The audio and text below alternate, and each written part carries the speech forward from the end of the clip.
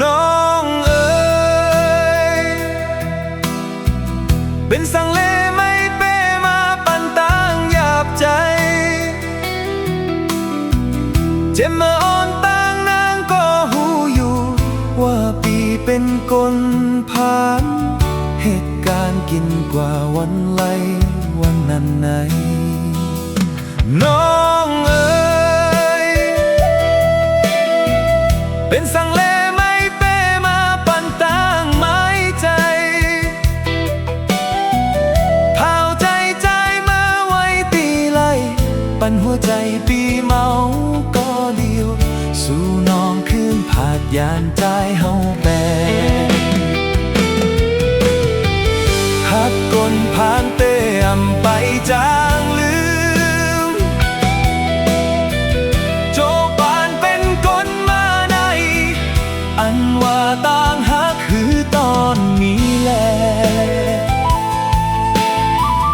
ถึงตีไล่ทมยากำไหนเป็นไว้ต่างหักปอกกำที่หนึ่งผู้ลืมอยากน้องเอ๋ยปีแต่ย้อนสู่ไว้ปันปุ่นตาไหมให้สู่ไหลทบยาสัตว์เทลงอยู่ลอยเงินคำเสื้อใจหักตุกกะตาเตย้อนสู่ปัน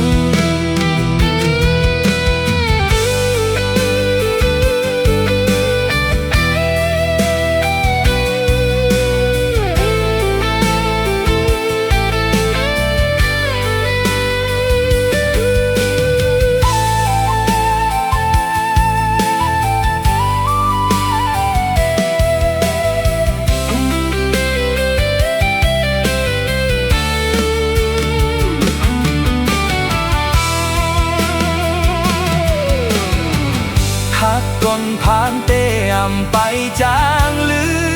มโจบานเป็นคนมาในอันว่าต่างหักคือตอนมีแลถึงตีไล่ทบยากำไหนเป็นไว้ต่างหักปอกกำที่หนึ่งผู้ลืมอยากน้องเอ๋ยปีแต่ย้อนสู่ไว้ปันปุ่นตาไหม